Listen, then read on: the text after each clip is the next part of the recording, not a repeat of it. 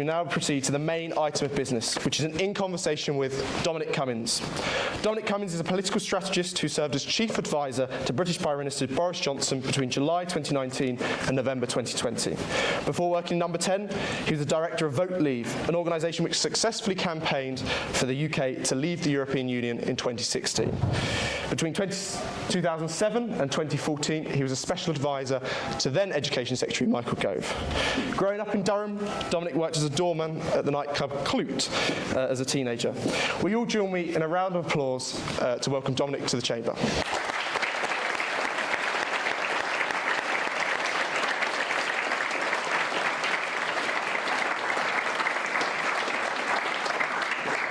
So, like any good interviewer, I'm going to start with a softball question. We just want to hear your response to the sad news of Clute shutting down. And can you just give us a few anecdotes of what it was like working on the door in the late 80s? Tragic news. Can everyone hear me at the back? I was told that sometimes the mics are a bit funny. No problems? Like most things in the media about me, the fact that I was a doorman at Clute is actually fake news. What I did do was, so my dad and his uncles set it up in, I think, 1973 or 1974. They called it Clute after the famous Jane Fonda, Donald Sutherland movie. If you haven't seen the movie, 70s classic, I strongly advise you watch it. So I wasn't a doorman. What I did most of the time was I would stand at the door and take people's money as they came in, and then hide behind the doorman when trouble kicked off. So now we've got past that, we're going to go into the main sort of topic, which is a bit more political. I don't want this to sound like a job interview, but the first question is, why did you enter politics? And if you're looking back at your whole career, what do you think is your greatest achievement? Be it within taking the UK out of the EU, your work in Number 10, even before that, the reforms with Michael Gove on education. What do you think has been your biggest achievement? What will you look back on with sort of the most fondness and pride? Well, I fell into it really. I never really had a very clear idea at university what I wanted to do. I went to Moscow when I finished college in summer 1994. I went to Moscow just because I couldn't really think of anything better to do, and it seemed like Moscow in the kind of mid-90s was one of those sort of historic moments of weirdness and change. So I went there, tried to make money, totally failed, had an interesting time, came back. And then really by chance I got involved with the campaign to stop Blair taking us into the Euro in end of 1998. And I worked on that, and that's what got me involved with it. But I learned something in the first campaign, which was that when I first got involved with politics, I had the view, which I think is the completely standard view, that obviously the people in Parliament at the top of these systems must be super competent and really know what they're doing and take government really seriously, be able to build great teams, be really interested in policy, and also be really interested in the voters and be brilliant at communication and running campaigns and things like that. It's the sort of the standard theory of how the system works. And then in the very first thing I did on the Euro campaign, I did some market research into attitudes on the Euro, and it turned out that all the things which the MPs thought about how people thought about the subject were completely wrong. And I rushed off excited to tell them, thinking that they would be very interested and pleased to know this, right? Because we all thought blah, but now we find out that blah is false. So I naturally assumed they'd be happy. And in fact, they were all enraged and didn't want to hear, and were very cross that I'd raised the subject. And that's when things started to hit me that my kind of the official story about how the system works is not correct.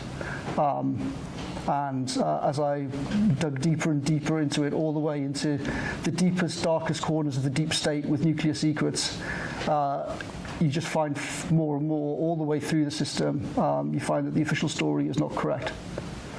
And so just sort of jumping on the nuclear stuff, you've written a lot since you left Number 10. Obviously, a lot of this is classified, but about the sort of the sham, basically the disaster that is Trident, that is the UK's nuclear deterrent, and this sort of all leads into your huge amount of opposition and criticism of how we procure defence in this country. You know, obviously, you can't tell us, you know, it's on the record, you can't tell us the most exciting stuff, but, you know, what are those sort of anecdotes, examples of where, you know, the UK government just gets it so wrong, either with nuclear or just in general with anything?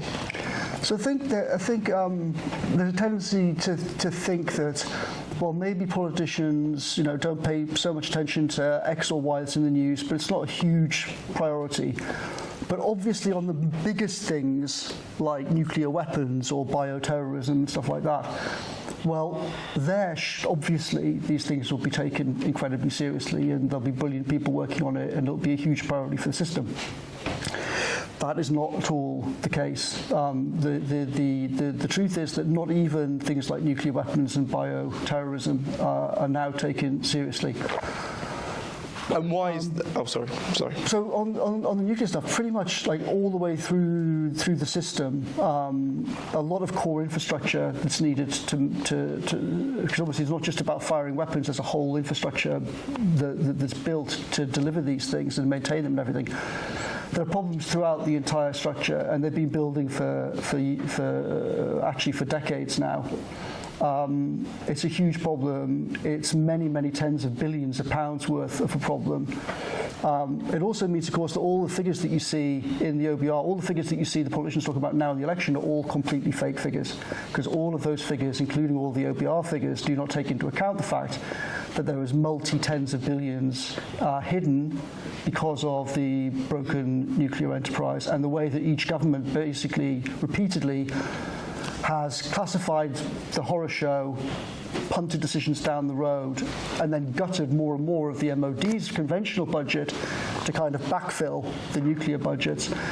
So the nuclear enterprise is kind of cannibalising a large part of the national security budget. MPs show absolutely zero interest in it, and the cycle of classify and punt has grown and grown. Of course, the very first day that Starmer becomes PM, one of the things that will happen is someone will walk in with a briefcase chained to his wrist, so for Starmer to write his letter to the submarine commanders about what they should do in the event of a war. And then shortly after that, he'll be shown on the yellow paper for classified documents all of these horrific budgets, and he'll be given the same choice that Cameron had, that Theresa May had, that Boris had, that Sunak had. And it'll be a very interesting early test. Obviously, what he should do is what I told Boris he should do, which is go to Parliament, publish it all, admit the truth, and then have a national conversation about what the hell to do about this. Boris's view was, well, if everyone else has just cheated it and punted it and kept it secret, I'll do the same thing. It'd be a very interesting early test of Starmer to see what he does, because, of course, after 14 years, they have the ideal opportunity to say the Tories have hidden all of this thing. It's a complete debacle. It means all the numbers we argued about in the campaign are complete nonsense. Here's the truth. I'm publishing it to MPs. We need to face this as a country about what's gone wrong. I suspect Starmer being what he is, he will classify and punt the way that the others have. And going on to Starmer's government, and we are talking about as if it's already happened, and we will get on to Rishi Sunak. I know you had some conversations over the past year where you might have been drawn in to help Rishi Sunak out, but what do you think the big challenges that Starmer is going to face in the sort of upcoming year? If you were walking into Number 10, you know, as well, an advisor to Keir Starmer, what would you be telling him? Here are the things you've got to sort out. Well, obviously, across the whole public realm, system after system is crumbling because of bad management and bad incentives. And the Tories have constantly punted these things, haven't wanted to get to grips with them. I mean, the absolute core of the problem really is that you've got a bunch of MPs who are not up to the job of being ministers. We now have a sort of fake constitution in which ministers pretend to be in charge and pretend to have responsibility and pretend to answer questions in Parliament, but in fact practically everything is run by officials.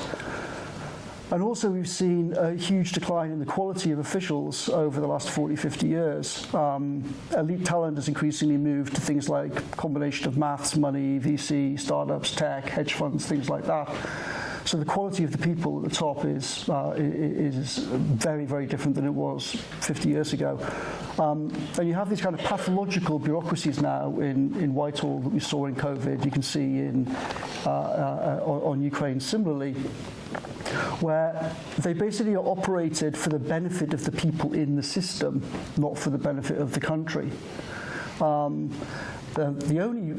So on issue after issue, Starmer's going to be faced with the fact that incentives are badly aligned, the management is rubbish, Whitehall refuses to change, and he'll have very, very hard choices. Either you just pump in more and more and more money and break all the promises he's made on spending, which will be one argument.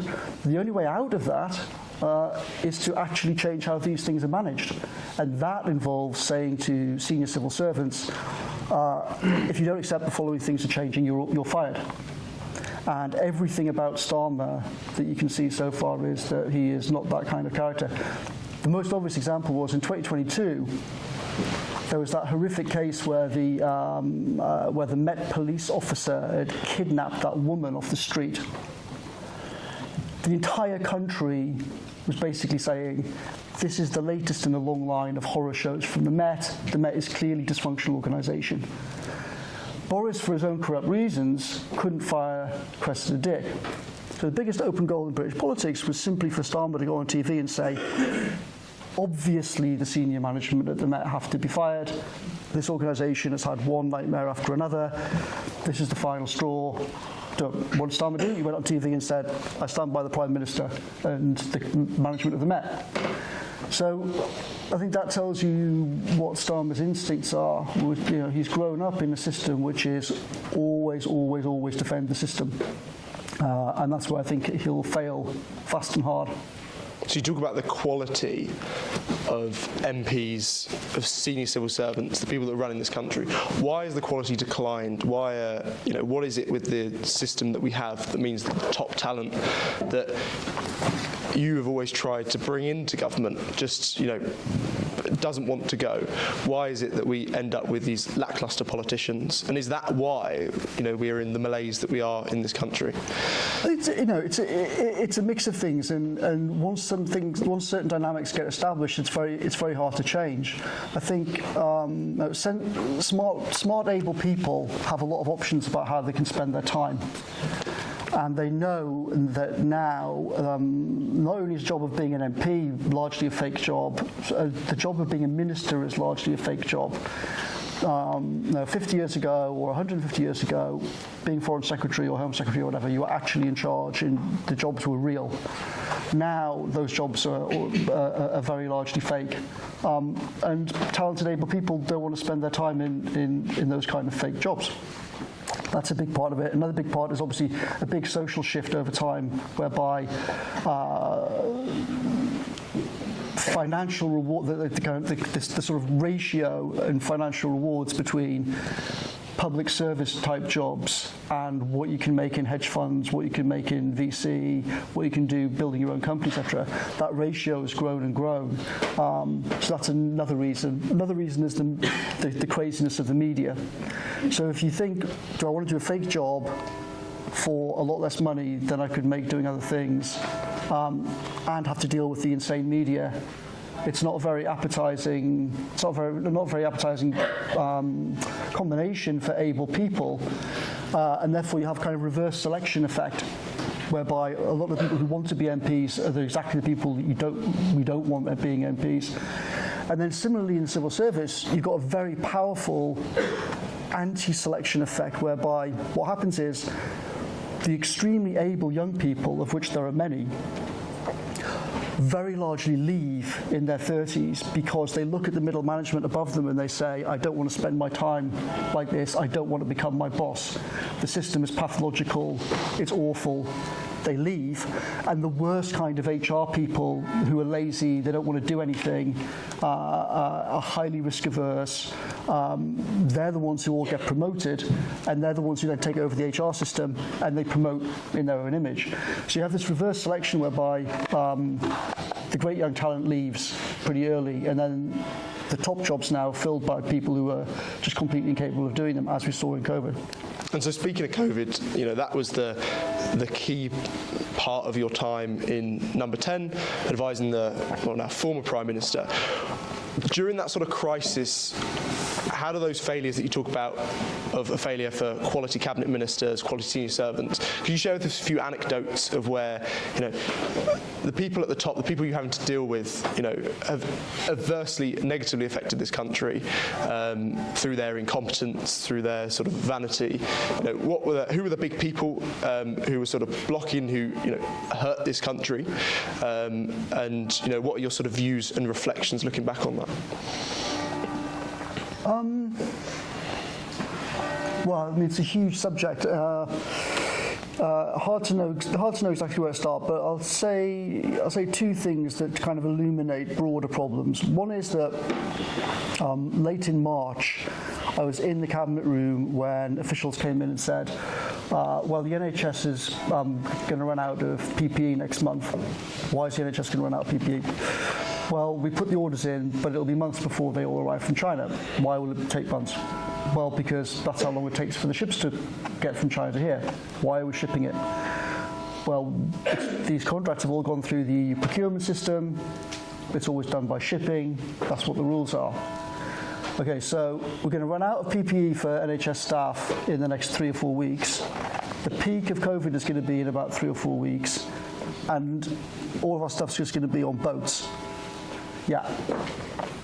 So I said, call the airlines, tell them that we're taking their planes, fly the planes over to China, load all of our stuff onto the planes, fly the planes back tomorrow. And to do this, I had to get a letter written by the PM's principal private secretary saying the PM would take personal legal responsibility for the inevitable judicial reviews and all the legal advice saying that this was illegal and blah, blah, blah, blah. Now, imagine this kind of problem multiplied by like tens and hundreds and thousands. It shows something very deep about the system. Why was I having to make a decision, an obvious decision like that in the cabinet room on behalf of the PM? The reason is because the system now is so pathological that everything is vetoed everywhere. Nobody can do a lot of the simplest things that you would expect in any well-run organisation because of a combination of rules, legal advice, HR people, and vetoes from other parts of the system. So because of that, all of these things end up bubbling up to the top in a completely kind of tragicomic way, because the PM ends up being the only figure in the constitutional system that can actually override all of the madness and just say, no, just send planes. But of course that's a disaster because there are hundreds or thousands of things like this every day. And it's impossible for Number 10 to solve them. So I think that gives you an idea of the kind of interlocking problems. You have like mad procurement laws, legal advice which is extremely risk averse, civil service who say, well, our number one goal, even in a crisis where thousands of people are dying, is optimize for obey legal advice. Vetoes everywhere, etc., etc., etc. The second thing is in the autumn. So we realised, take a step back, it turned out subsequently that in spring 2020, a bunch of excellent young scientists figured out that these rapid tests, like pregnancy tests, would work. The information on this was blocked from coming to Number 10 by the Department of Health. They found a way around and came to us in the summer and told us that these things would work. So we started a project to secretly go around the world and buy up these tests where we could find them, and also buy all the parts of the supply chain that we would need to actually make our own. We had to do it secretly, of course, because constantly throughout COVID, you have these problems of supply chains basically breaking, and countries just like breaking contracts and keeping stuff. So all the supply chains were breaking everywhere. Trump was sending the CIA over to gazump people on airfields in China. So we did all this thing secretly. I brought in this brilliant guy who had been the commanding officer of 22 SAS. He was in charge of this project. Came to me and said, the civil service basically won't let me hire a team. So I got the Cabinet Secretary, all the heads of commercial, procurement, legal, everything, HR in a room, Cabinet room with the Cabinet Secretary, and said, the Prime Minister wants us treated like a wartime situation. This could kill another 50, 100,000 people in the next 12, 16 weeks. We have to do this immediately. We have to do this quickly. Alex Cooper has the authority of the PM to hire whoever the hell he wants, to charter planes, to fly around the world, to get all the stuff that we need. If we can pull this operation off, it could save tens of thousands of people's lives and mean that we can dodge another lockdown, etc., etc. Is this all clear? Everyone nods their heads. 3 days later, the SAS guy calls back up number 10 and says, yeah, everyone just says we've all still got to stick to the same rules. So I had to go back, have the same meeting with the same people and say, if Cooper doesn't get what he wants the next 12 hours, I'm going to tell the Prime Minister to fire everybody in this room. Then things changed. So you see the incredible friction and difficulty of the most common sense, simple things, and how the system itself will fight, even when you have me speaking on behalf of the Prime Minister with the Cabinet Secretary, the single most important official in the country in a constitutional position, with the 5 crucial next civil servants all in charge of their departments, and you say it's a wartime environment and the Prime Minister will take responsibility for everything, do it now. The system left to itself will just shrug and go, nah, well, let's see if they actually are serious. We're not going to get rid of our HR rules just because of that. And I think that tells you an awful lot about why so much is broken, that if even in that extreme situation people behave like that and these bureaucracies are that pathological, then of course in normal times they're going to do completely stupid things and not work properly. And so now moving on to the current election, Rishi Sunak and the Conservatives are about 20 points behind in the poll. I think most people have sort of think that this election is already done. But you've already had, since Rishi Sunak became Prime Minister, you had 2 meetings, I think it was, with him where he tried to basically ask, would you come back to sort of help him? That didn't work out, and we'd love for you to go into the detail of those conversations. But what would you advise? It's now sort of 30 days until the election. What would be your crash course to try and narrow that gap? And do you think there's even any possibility of, I don't want to say a Conservative majority, not total wipeout for the Conservatives? So I had 2 conversations. Sunak asked to see me twice, once in December 22 and once in July 23. My conversations basically were very similar each time. And I think, again, show the basic problem with the Tories and the wider system. He said, can we do a deal whereby you come back to number 10, help me dig ourselves out of this nightmare hole? I said maybe, but only if you'll do various things that I want you to. And the things that I demanded were things like getting on top of the nuclear weapons enterprise, getting on top of bioterrorism, a whole bunch of things in the deep state that we've begun in 2020 had been essentially stopped. I said all of those things have to be revived. And you actually have to take a concerted effort to do what we promised in the referendum and what we promised in 2019.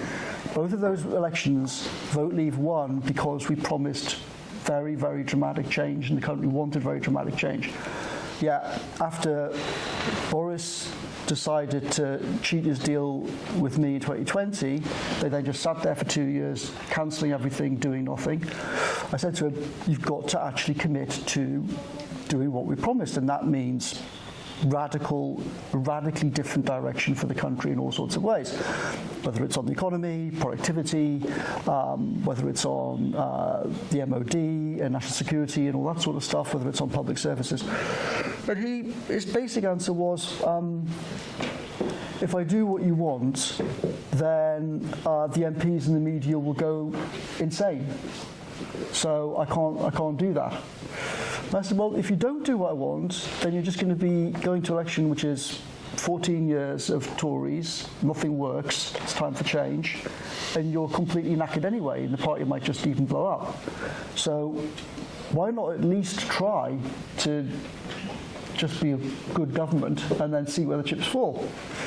And instead, of course, as you can see, he spent 2 years following the same model that everyone's followed since Thatcher left, apart from when I was in Number 10, which is run Number 10 as media entertainment service, not aimed at actually what's important for the country and not what voters actually are interested in.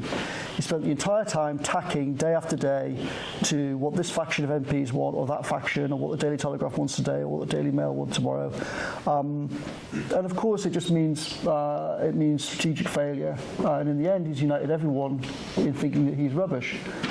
But he's acting in exactly the same way that Theresa May did, that David Cameron did, that Gordon Brown did. There's something very deep now in the MP psyche, which is that they cannot imagine doing politics and government in any other way than Number 10 as media entertainment service. And in your Substack, you've made your displeasure with the current Conservatives very well known. You've discussed a lot. The Startup Party, I think, is the name as of at the moment. It's your idea, not for this election, but for 2029, to basically replace the Conservatives. However, there's another key figure in the Brexit story who is also seeking to replace the Conservatives, and that's one Mr. Nigel Farage, who just this week's become leader of Reform. A lot of what he said at his launch on Monday was, the Conservatives are done. They don't. 14 years of what? We need to get rid of rotting government. The thing with Reform is that they are. Well, Nigel Farage particularly is a great communicator, but there's not really sort of an intellectual spine. I know with the sort of Leave.eu and Vote Leave campaigns, there's a lot of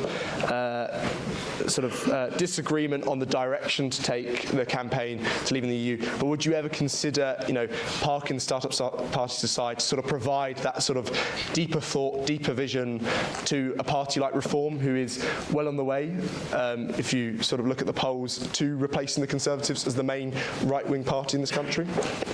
No, I would not. The reasons are that Farage is popular with maybe 15-20% of the country, but deeply unpopular with the rest of the country.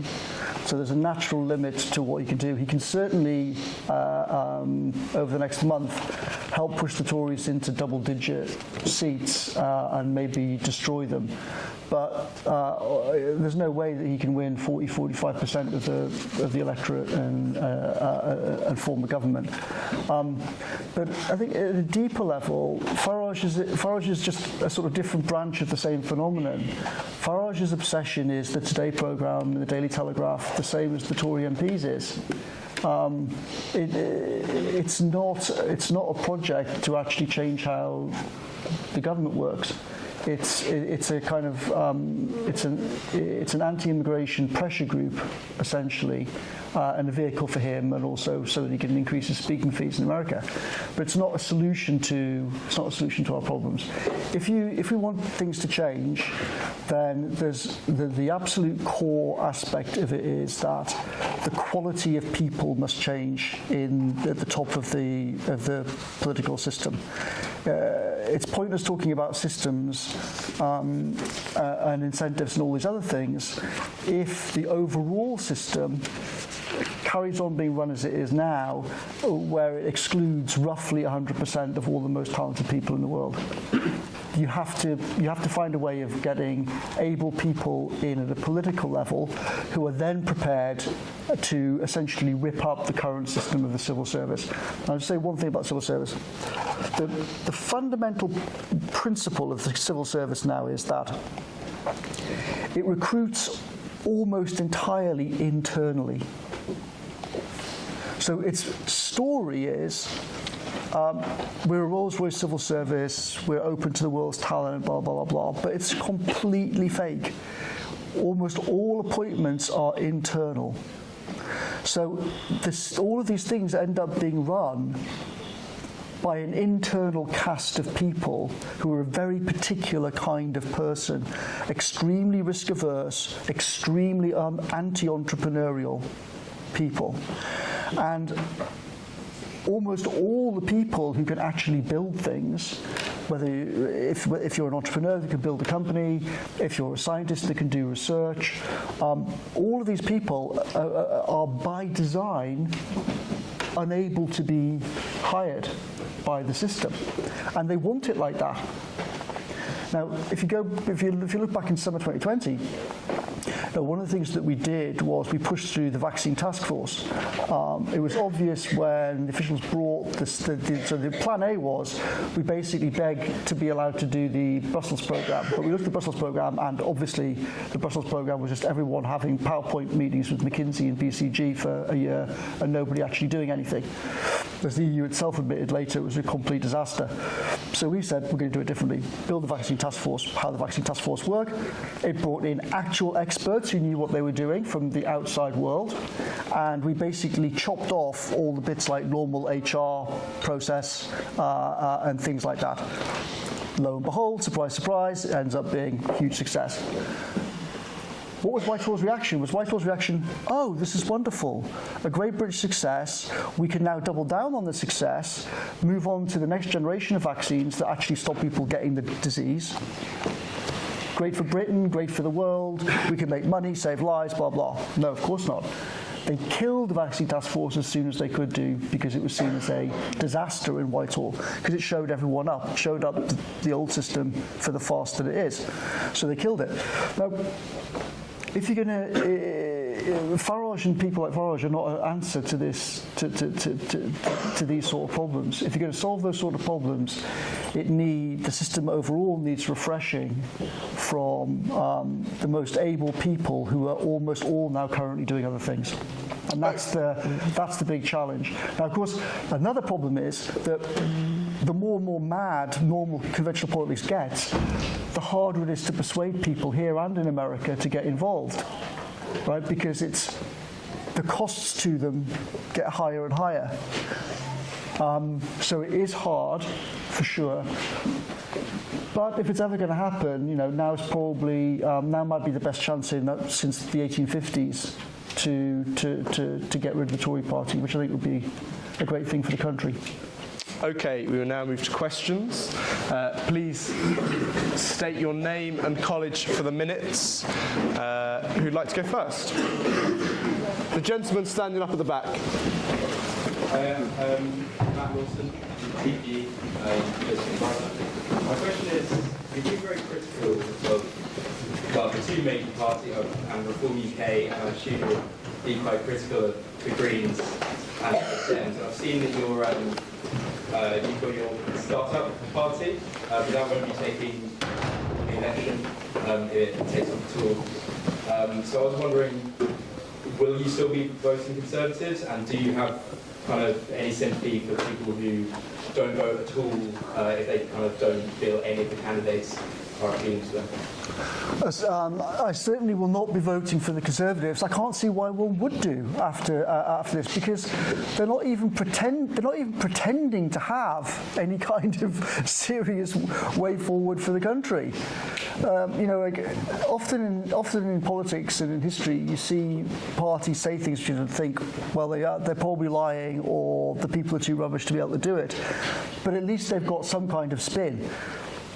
Well, the Tories got. They've got absolutely nothing to offer anybody. They've completely given up, and Sunak's completely given up, which is why this stupid election's happening. So, I won't vote Tory. I can't see why anyone would do. I suspect that turnout will be pretty low, and that a lot of people will say, actually, they all look pretty rubbish. Next question. Gentleman here. Hatfield College. With regards to Brexit, do you think it was actually the best thing for the country, or were you just doing the job that you were assigned to do? No, so all the political things I do, I never do any political projects unless I actually believe in them and think that they're a good idea. So I have lots of people trying to get me to do kind of foreign elections and whatnot, but I've never done any of those because I just think life's too short. I thought that Brexit was the right thing. I'm even more sure about that now than I was back in 2016, and even happier now that we won than I was in 2016. The basic reasons why. Now, one of the problems, of course, with Brexit is that the reasons why me and the people who actually ran the campaign did it were extremely different to the reasoning of the Tory MPs who you often see on TV talking about it. But let's say something very, very quick about it. So, our view was, if you look at the European situation, you have the rise of the far right, you have free movement driving that, you have a euro which is institutionally has all kinds of problems, and it's going to drive stagnation and all kinds of economic problems over the long term. You have a European Commission which is anti-science, anti-technology. In all sorts of ways, the trajectory of the EU looks like it's going to be a bad thing, and it's increasing political extremism. You got, I think in Austria in 2015, something like a third of the people voted for an actual, like, pretty much Nazi party. So our view was, if you actually have democratic control of immigration policy in this country, you'll kill off Farage, kill off UKIP, immigration will shift from being the #1 political issue to being a low-ranking issue. Attitudes towards it will improve. You can be more friendly towards high-skilled immigration, less friendly towards low-skilled immigration, and the country have time to build the infrastructure after this huge wave of immigration that's been going on for 20 years.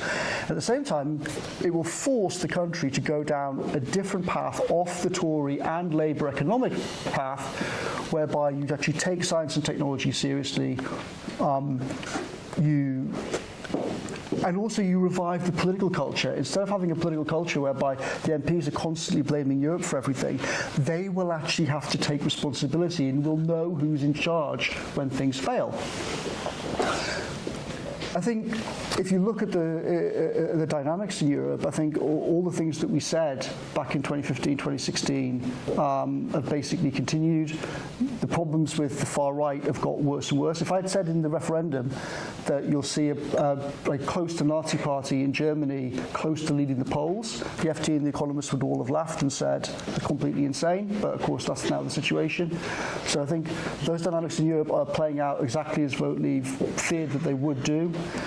Similarly, if you look at regulation on things like AI and biotech and stuff like that, the Commission is basically crushing technology and startups in the EU. And that's going to have massive consequences for Europe. We're out of that. We have the opportunity to do things differently. Now, of course, in practice, what's actually happened is the Tory government has not even got rid of the bloody cookie pop-up box from our computer screens. After 8 years since we voted, 5 years since the 2019 election, they can't even muster the gumption to do that. So, of course, a lot of the possibilities to do things differently, the Conservatives have chosen not to do. And it makes absolutely no sense. There's a reasonable case for saying, I think we should remain. There's a reasonable case for the Vote Leave argument. There's absolutely no case at all for what the Tories have done, which is leave and then just let everything stay the same. So, of course, that's sad, but you have to look at the question of the EU over, this is a question that will be argued about for decades. And I think that as people watch more and more what's happening in Europe, everyone here will become more and more convinced that we're better off out of it. Next question. Lady over there. Yeah. Louise Brown. Can you speak up, Louise? Louise Brown, Northeast. If you could revisit your number 10 days, is there anything that you would have changed about your legacy? Changed about my legacy?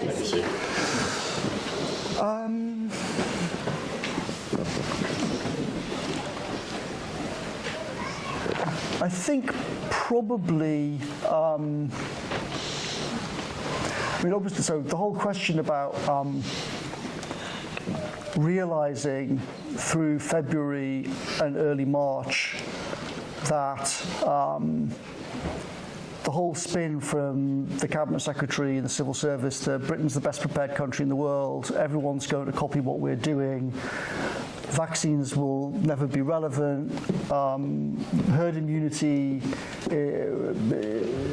over the summer is the only path, blah, blah, blah, blah, the official story. Now, me and some others started to realise with a growing sense of dread that we were being led into a complete disaster that might kill hundreds of thousands of people. And we shifted. If there's one thing I could change, probably would be to go back in time and like try and force that change earlier, because even if we'd pushed it through, you know, two or 3 weeks earlier, that was like multiple doublings. Thousands of people would have lived instead of died. The lockdown would have been much less, and therefore the economic damage to everyone and all the other bad effects would all have been much lower. So yeah, that's probably if I could. Of course, it was extremely difficult to get the thing to shift at all when we did, around kind of like 12th of March, and there was massive resistance to it. So I'm not sure whether we would have been able to do it earlier, but if there's one thing that I could try and change, that would probably be it. Next question. Over there, yeah. Roger Wilcox. No, you can go, it's fine. Roger Wilcox, Vandover. I want to talk about the Ukraine war. You're on the record for blaming the Ukraine war on the West. You talk about the Bucharest summit, about how we dangled NATO membership to Ukraine, which aggravated Russia, provoked Russia, and then we are where we are now. But then on the other hand, once the war started, you're on the record for calling Ukraine a shithole that nobody cares about. No, a shithole that doesn't matter at all. You reject any military aid to Ukraine. You don't think we should help Ukraine.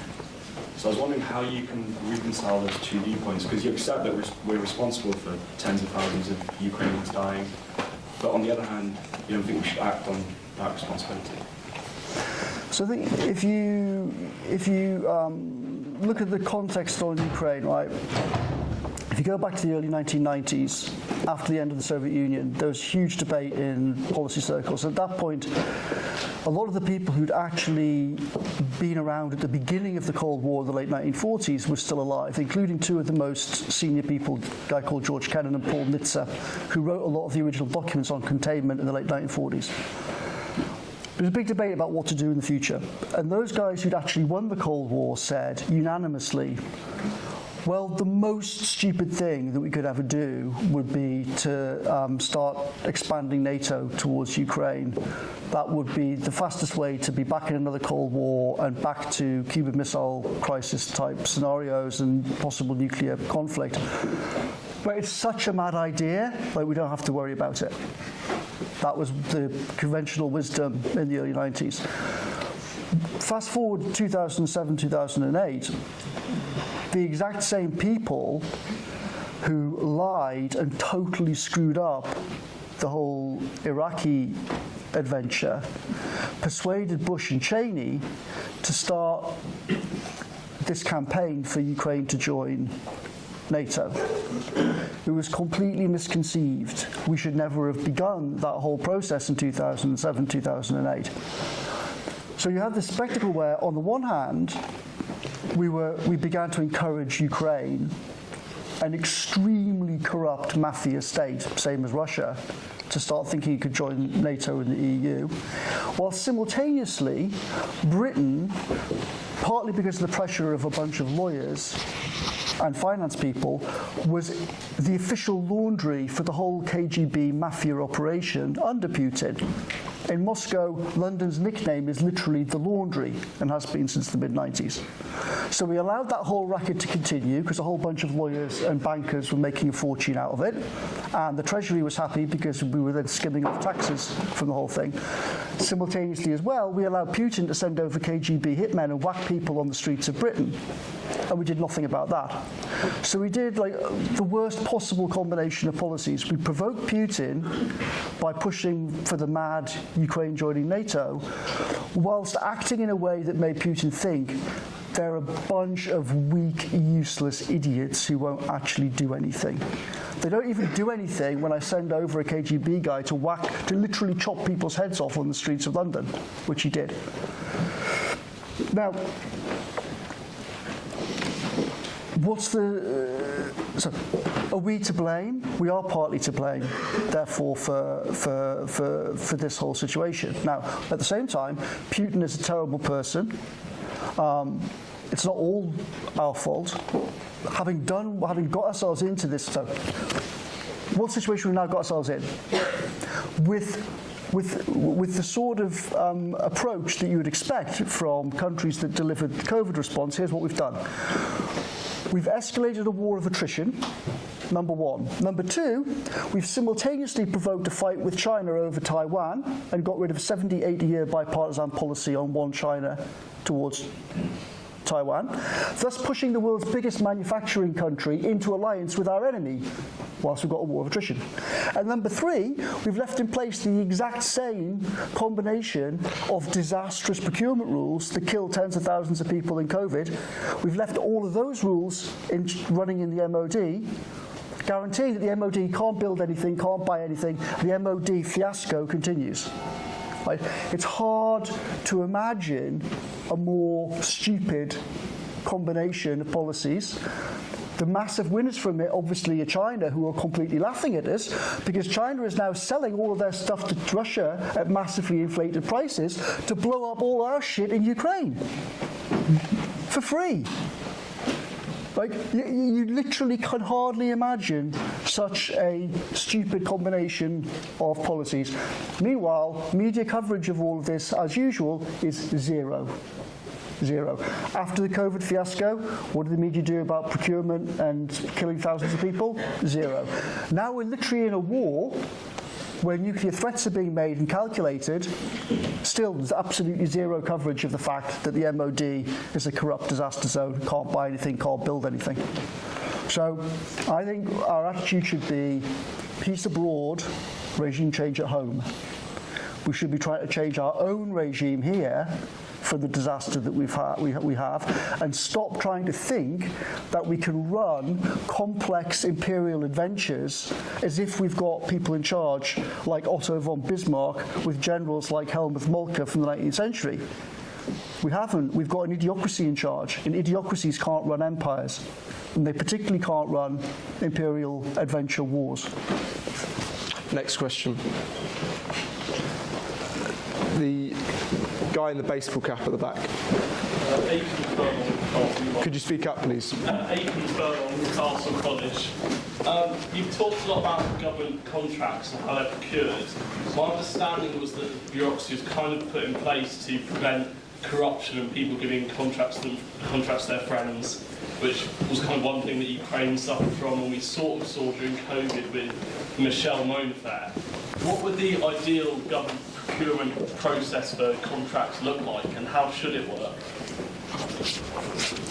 So the system, the UK procurement system in 2020 was a mix of mostly EU rules with some Whitehall gold plating on top of that, making most of things worse.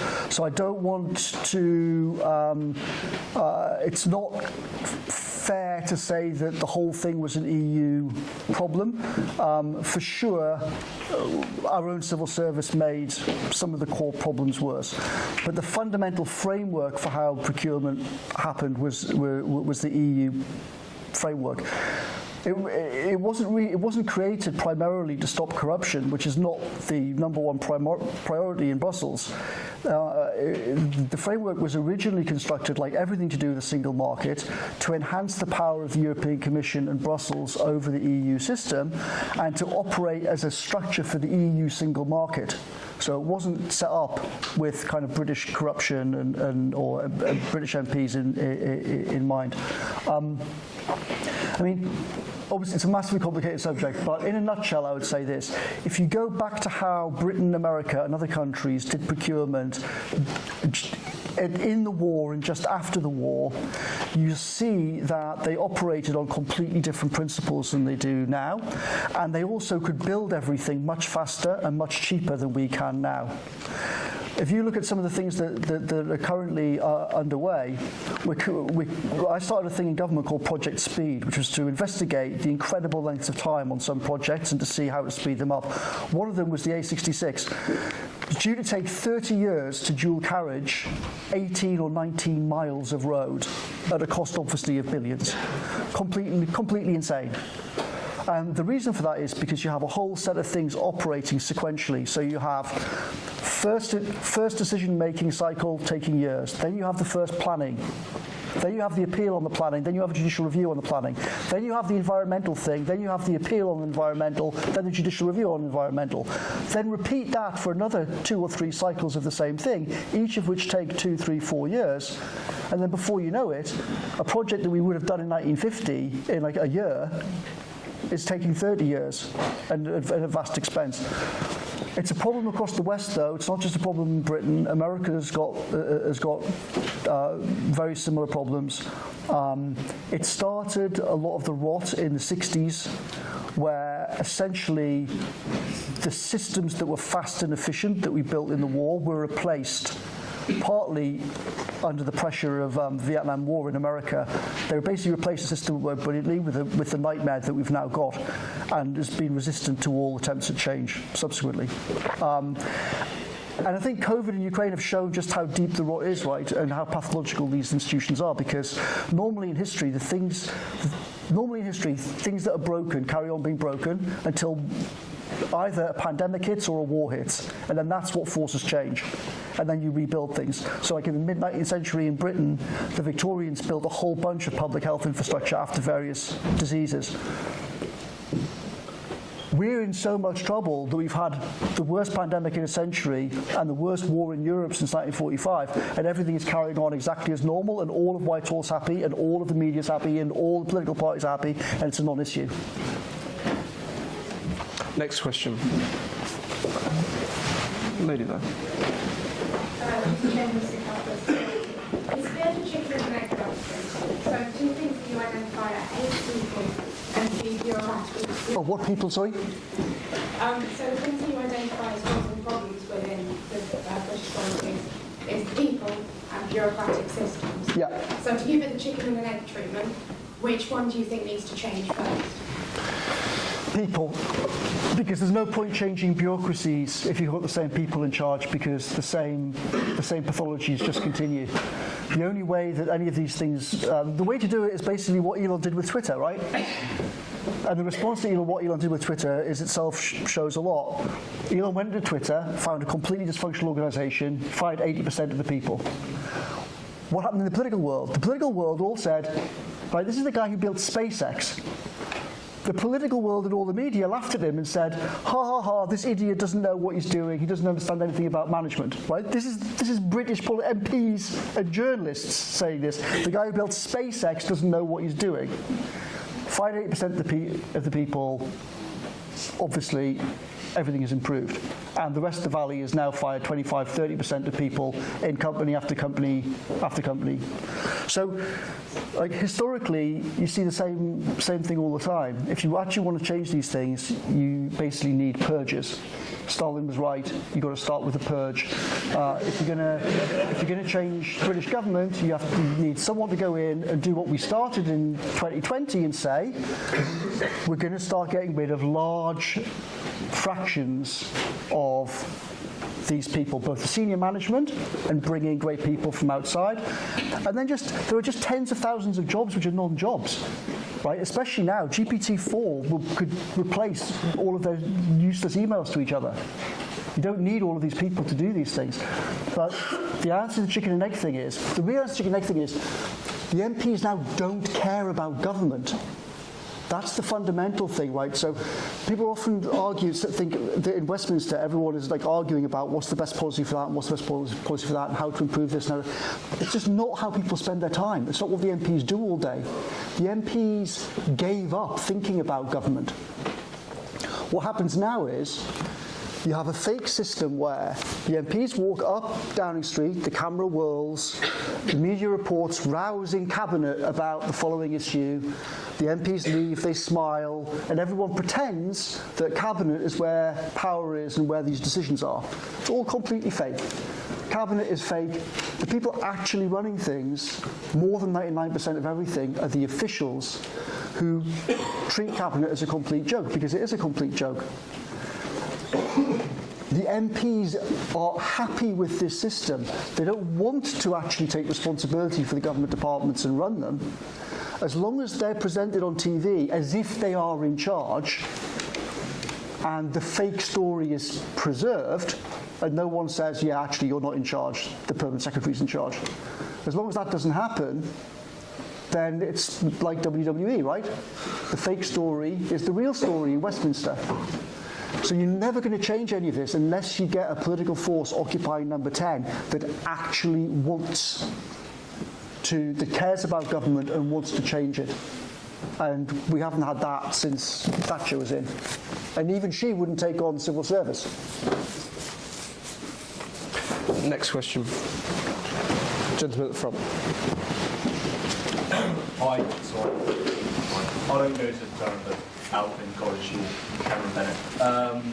I just wanted to ask you about your behaviour during COVID. And obviously driving up to go and see our castle and things like that. I just wanted to ask, would you do anything differently during the pandemic personally? Obviously we've got the political aspect, but on a personal level, do you regret any of the decisions you made? And what would you do differently if the pandemic came a year ago tomorrow? So as I said before, there are various things about how the pandemic were managed. I think everybody involved in handling the pandemic would say that there were like many things that we obviously got wrong, and that we that if we could change them now, then we could do, because there were just like mistakes everywhere, dysfunction everywhere. So in terms of the government side of it, loads of things. In terms of myself, no. Like the fundamental reason why. So, backtracking. Back in 2019, I had to move my family out of my house in London twice because of death threats from psychos. This problem resurfaced in February and March 2020. And the week before I came up here, drove everyone up here, I'd spoken to the Deputy Cabinet Secretary and the security people and said, 5 days before I drove up here, I actually had a bunch of people outside the house saying, we're going to burn it down. I was in number 10 at the time. My wife and child were at home while this was happening. Police were called, etc., etc. So I spoke to the Deputy Cabinet Secretary and said, everything is chaos. We're in the middle of COVID. I've got these nutters outside the house. I'm going to put them in a car, drive them out of here. And that was all agreed and regarded as completely reasonable and not a problem. The problem came after the media story came out. The details of it are sort of endless and we won't go into them all, but fundamentally Boris completely changed his mind on how to handle the whole thing, and then suddenly said to me on the day, you've got to go and give a press conference and explain what happened, whilst the security people said to me on the day, don't talk about security issues at your house because that will just make all of the problems worse. So the whole kind of way in which that was handled ended up being just a complete disaster.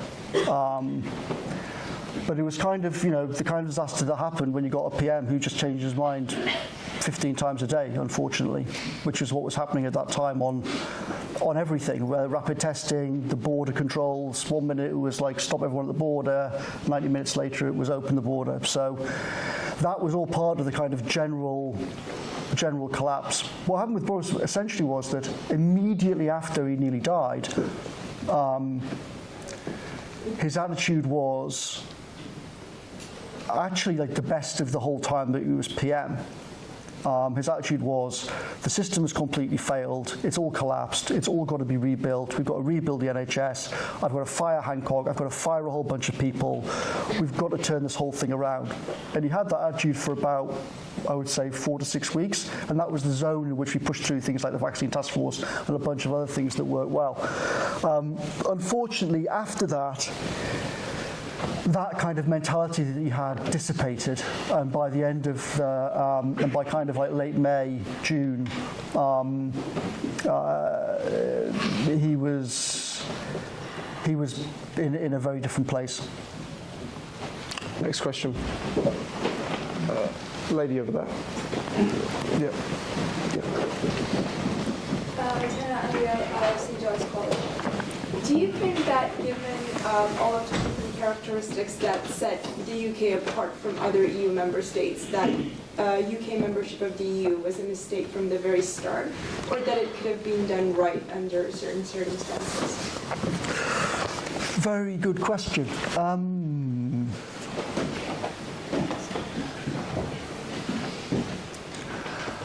I think that as the structure emerged in the form of the Treaty of Rome, which we ended up joining, I think that it was already a bad idea for us to join, and we should never have joined that in the first place.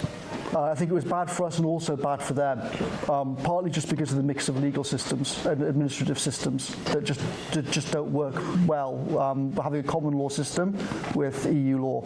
I think there's another question, though, which possibly you're suggesting, which is in the so between the kind of 1945 and 1950, when Monet first started getting going with the whole idea for the European coal and steel community, for the defence community, for the political community and everything else, the Foreign Office was basically incredibly arrogant and very foolish in how they dealt with him. They basically treated him as like this stupid Frenchman with his grand plans, and it's all hot air as usual from the French, and it'll all come to nothing. And we were very disdainful and kind of ignored it. But Monet was really a political genius, wasn't just full of hot air, was incredibly able, and managed to get the White House on board with what he wanted, and obviously then actually pulled off an amazing creative institutional feat in getting the thing going. But I think if we'd engaged immediately after 1945 and said, here's our picture of how a free trade area and other kinds of cooperation could work, and had taken seriously that some kind of European institutional architecture was needed, and tried to shape it, particularly given the German government at the time in the late 40s. I think that that is one of those interesting counterfactual things in history. I do think that it's possible that the whole architecture could have been developed in a different way that would have been much more suitable for us and for Europe. Obviously a massive question, but... Next question. The lady in the red jumper. Hi, Toby Spiers from Milbert College. So I think Boris Johnson envisioned himself going down in history as some kind of Winston Churchill-like political figure. How do you think history is going to look back on Boris Johnson?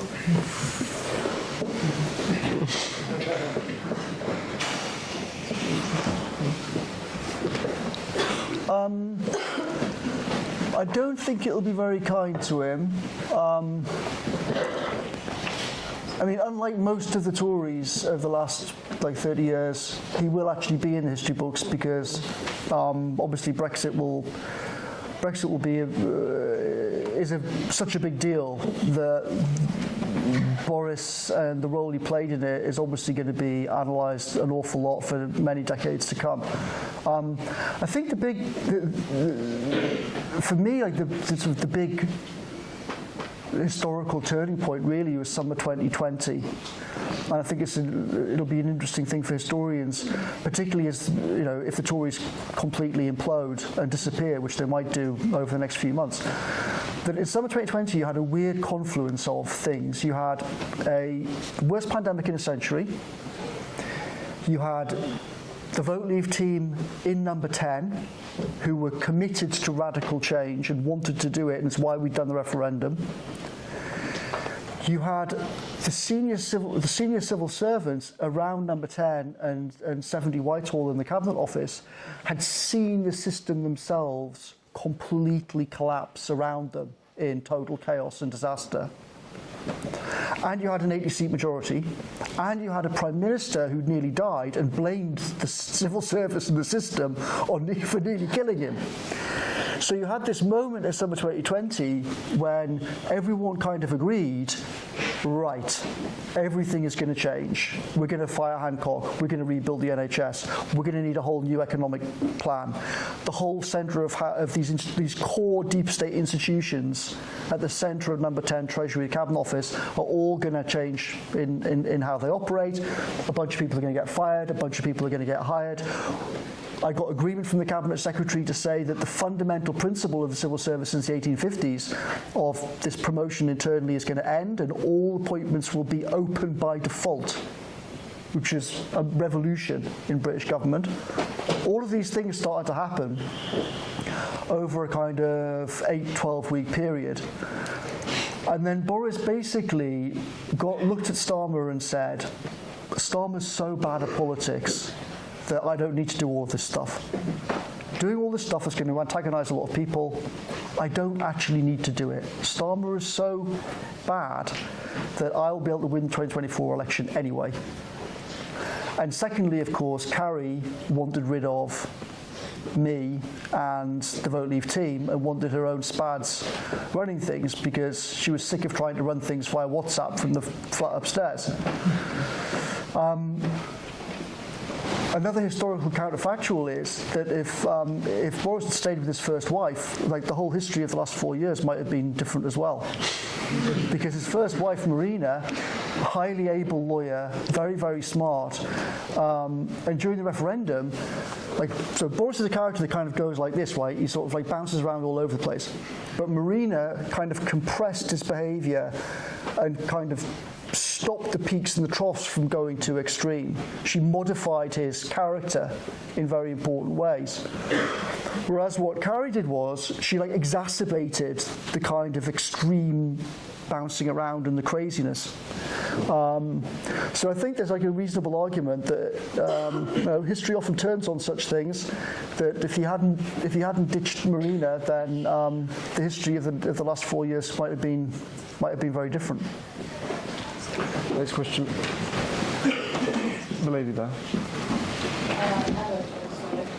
As you said, Brexit is a big deal, so why is it fairly mentioned at all?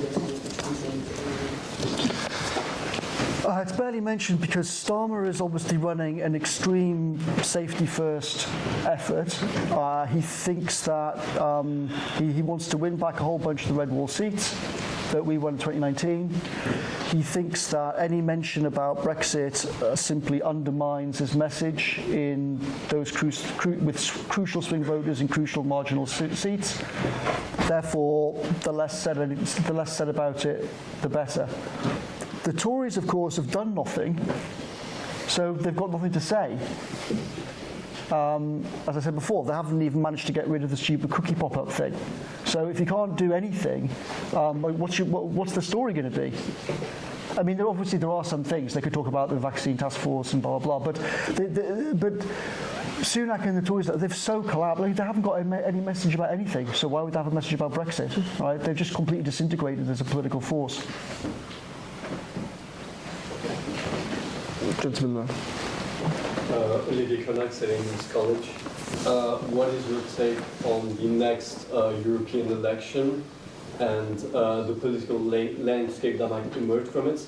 And in particular, what would be your view on the possibility of having a coalition between Giorgia Meloni and the EEP, and in particular, what this could mean for the EU-UK relationship? Thank you very much. So I haven't really been following it and don't really have anything interesting to say about the European elections. I think, though, obviously there is a trend of far-right parties on the up across Europe. As I said before, it's bad. It's been getting worse over years. Unfortunately, I think it will continue because of a combination of economic policies, free movement, and the inability of the EU to grip its southern and southeast border.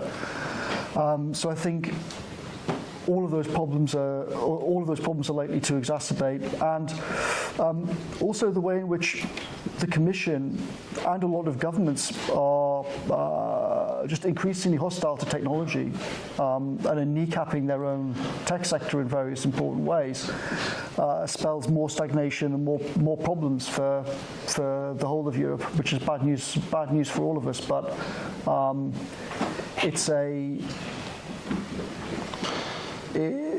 there seems to be very little opposition to the current dominant views inside the Commission. Even after, of course, they brought in GDPR, which is an interesting case study. They brought in GDPR thinking that it would smash Google and Facebook and co.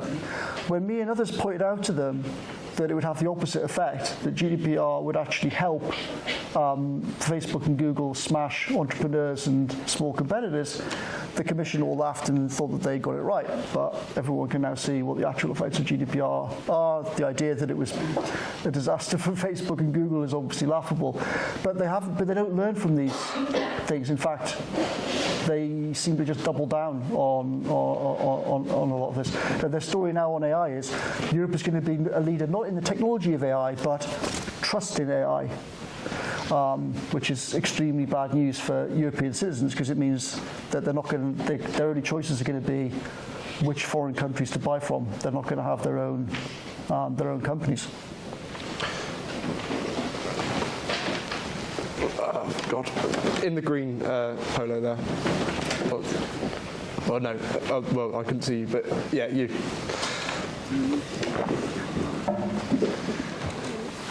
Harry Bell, Hatfield College. You mentioned briefly at the start about how you spent time in Moscow after graduation. And of course, that had only recently, before you went, been behind the Iron Curtain. And so you would have been there under the Yeltsin administration, which had its own problems with mafia rule and corruption. Yeah. And I was just wondering, to what extent, if any, that was formative to your views in your career?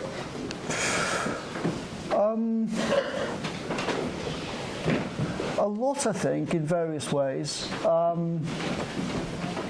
So I tried to the various business ventures I tried in Russia were unanimous failure. Nothing I did worked, really. I had a very interesting time, but I worked with some people to try and get an airline going between Samara and Vienna, which was a great idea in principle, but we basically got screwed by a combination of Lufthansa, the European Bank for Reconstruction and Development, and the local KGB, and basically chased out of town. But I think you learn an awful lot from things like that at an early age, and I think it's certainly set me in good stead for dealing with Westminster. Next question, gentleman there. Hi Dominic. My name's Elliot Fuller. The question is, say if we manage to build a party of your kind over the next 10 years, and was perhaps even more serious about changing the regime, how would you go about deconstructing the civil service from the perspective of the party? Is that from the perspective of? From the perspective of the party. And secondly, would there be a struggle for legitimacy in the sense that it could be seen as a coup? We're actually really serious about it, both internationally and internally. How would you deal with that? So I think you'd essentially, so the way you do it is you'd have a combination of a civil service act to repeal the core features of the North Country system brought in the 1850s, and a bunch of other legislation that's come in subsequently. And of course, the British Prime Minister has all sorts of powers that an American president doesn't have, because he has prerogative powers on behalf of the Queen. So part of the reason why everything is so bottlenecked now is that only the PM now has actual HR control of the government. No other political entity does. The Prime Minister is the only one that can say, whatever, the Perm Secretary of the MOD is a disaster, get rid of him today. No one else has the power to do that. But the Prime Minister does have a whole load of crucial powers like that. So if you basically pass primary legislation to strip out the core legal underpinning of the current civil service, explicitly empower the PM to control the government, and use the residual prerogative powers that have existed in the Constitution all the way along, then you can basically do the purge super fast and then get moving. Fire maybe 80% of them. Obviously, it depend a bit department by department, but none of those things can ever work when they're as huge as they are and as slow moving as they are. So it needs that combination of fresh blood from outside, from people who can actually build things, and who are empowered to do that. A big problem now is that often politicians talk about getting in, some great figure from business, but when the great figure from business looks at the actual job offer, he's like, well, I can't actually do anything in this job. Like, the first thing I want to be able to do, if you say go to the NHS, is fire a whole bunch of people and hire a whole bunch of people and change their incentives. Well, those are the three core things, right? All three things, it's completely impossible to do. So you have to shift to a system where the government is actually in control of the government. Now we have a system where the government's not in control of the government, isn't trying to, and couldn't if it tried. Just on legitimacy.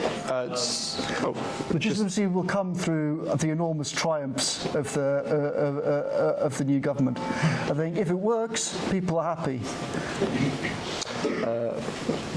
Brendan. Brendan Alquist, South College. So you talked a lot about the civil service and just unnecessary bureaucracy. In the sort of foreseeable future, do you see any government or any political party actually taking the fight you want on?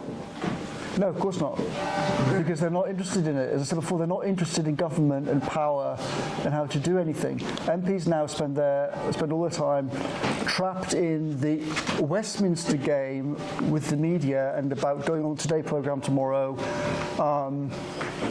And it's all just this incredibly short-term, frenetic, constantly panicky cycle.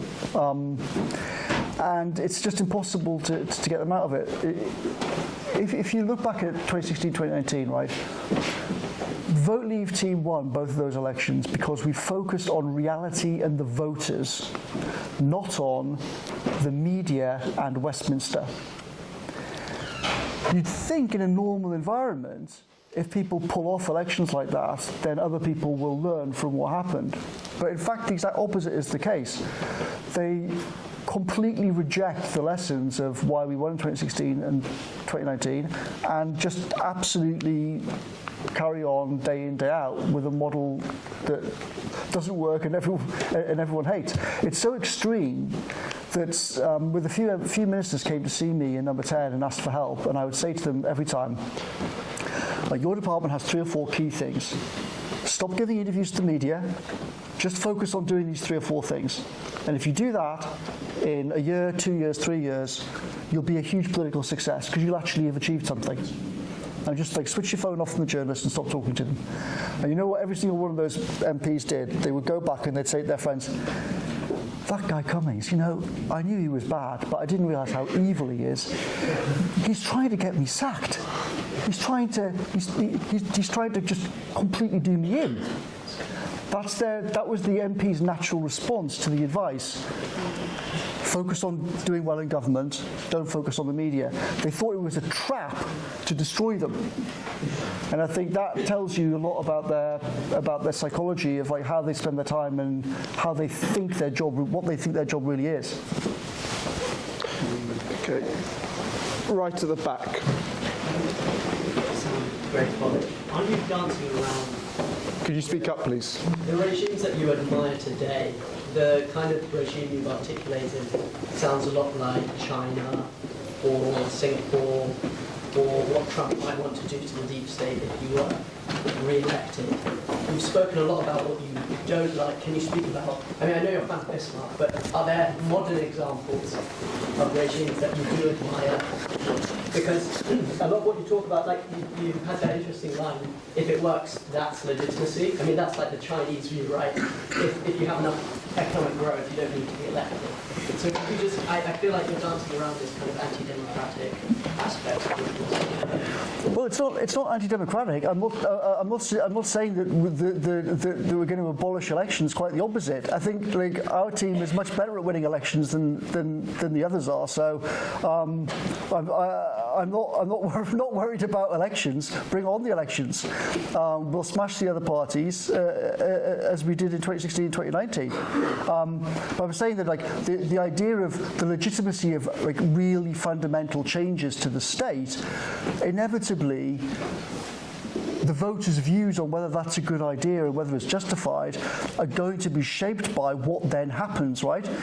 If we purge the civil service, fundamentally change the system, tell everyone North Trevelyan was a historic error that led to the decline and collapse of Britain as the global number one power from the 1850s, and we're replacing it with a functional system, if then what happens is the NHS falls over and things don't work, well, obviously everyone's going to decide, well, that was a disaster. But if things work, then they're going to like, put it this way, MPs now don't care about management and don't care about the civil service and don't care about the wiring of real power, right? That's the MPs whose job it is. So imagine how little the average person thinks about the management structures of Whitehall, right? The political of the BBC doesn't think about it at all. The heads of the select committees don't think about it at all. So, like, management is a pretty esoteric subject. If we do it right and it works, then everyone will be happy. As examples you gave, obviously, like Singapore and China are extremely different, right? One is a nominally communist party, essentially a dictatorship, run on partly Stalinist lines. Singapore is extremely different to that. Now, a critical thing of why Singapore has gone from a bogland, impoverished bogland with similar GDP per capita to Africa, to somewhere considerably richer than us, is because Lee Kuan Yew, who basically created the country, was a very similar sort of character to Elon Musk or one of these other, like, titanic Silicon Valley figures. And if you look at what he did, like, what I'm suggesting is not original to me, right? What I'm suggesting is, we should be doing what he did. And what did he do? He took extreme talent incredibly seriously. He made the Singapore civil service extremely friendly to the most able people, both in Singapore and all around the world. He paid them well, he made them actually responsible, and he gave them real jobs, not fake jobs, and he actually managed them, and he took power and he took management seriously. If you read Lee Kuan Yew's memoirs, you see an entire approach to how a country can work and how government can work, which is 180 degrees different than what our MPs now think.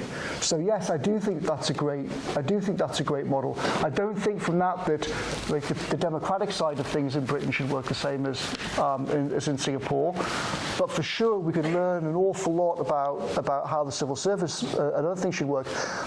And the final point I'll make on that is that there's an incredible parochialism inside Whitehall, a kind of as if Britain is still as well managed and a beacon for management that it was in like 1890. In 1890, people from all over the world did look at what we did and say, my God, like they're doing that better than anybody else, we should copy what they're doing.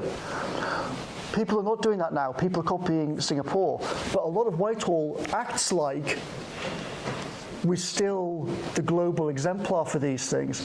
And you can see that during COVID, and this incredible reluctance to learn from East Asia, even to the extent that when I suggested setting up a task force to actually go to Taiwan and Singapore and Korea and whatnot in 2020 to look at what they were doing, the civil service were horrified and fought against it and stopped it happening. So yeah, I do think there's an awful lot we could learn from things like that. Okay, we're going to come on to our final few questions. We'll take right in the back corner over there. Speak very loud.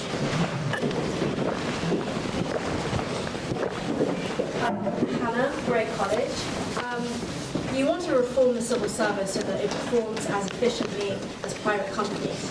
But are you not worried about the incentives we have in place that are there for intangibles? So if we have a civil service filled with risk-averse people that don't submit to authority, will they not likely be very concerning, corrupt, driven by politics, driven by ambition? So is it not better to have intelligent, risk-averse people and then the dots of entrepreneurs above them?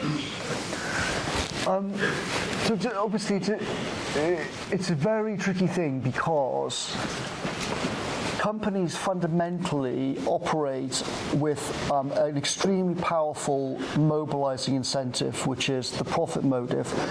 And it's therefore easy for them to optimize all sorts of decisions by saying, does this help us survive and make a profit or not? Lots of questions in government are inherently much more complicated and difficult than that. Government is much more complicated and difficult. Like puzzles like what the hell to do about China or what the hell to do about AI and nuclear deterrence, for example, are mysteries. No one knows what the right answer is. You're dealing with things of just incredible uncertainty. There's no price mechanism to give you guidance. So you can't run the government like a private company, for sure. But what you can do is set up parts of the government with different kinds of incentives and different kinds of cultures so that they can have a large part of the dynamism of private enterprise. It's never going to be the same thing because, as you say, like the fundamental incentives are different. But I think you have to try, at least in some areas, at least especially in things like how do you deal with crises involving war or death on a large scale. We must shift from those kind of huge big questions, whether it's like nuclear escalation with Putin in the next few months or the next pandemic, which could easily be worse. Bear in mind, the democratization of biotech technologies over the next decade is going to make pandemics much, much easier to build and distribute. The only chance we've got of dealing with that is to create at least parts of the system that are explicitly authorized to operate in a very fast-moving, very dynamic, much more entrepreneurial way, with actual people responsible who can build teams, fire teams, etc., not everything run through committees. I mean, that is compatible with democracy. Britain's done it before. A large part of the British state used to work like that. If you go back and look at how Whitehall worked in World War II, a lot of structures were set up that work like that.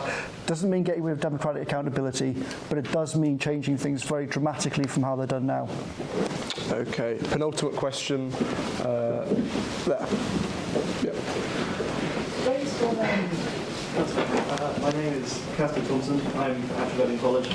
You've been quite disparaging about the way this country is run. Do you think it will get better, or do you think we're sort of a railroad to destruction, as it were? Well, historically, what tends to happen is that societies and cultures and political systems tend not to pull out of the kind of nosedives that we're in. And what tends to happen is that they eventually smash into disease, natural disaster, or war. And then in that, the things that don't work get smashed up, and loads of people get killed, and then new things are built. That's the pattern of history.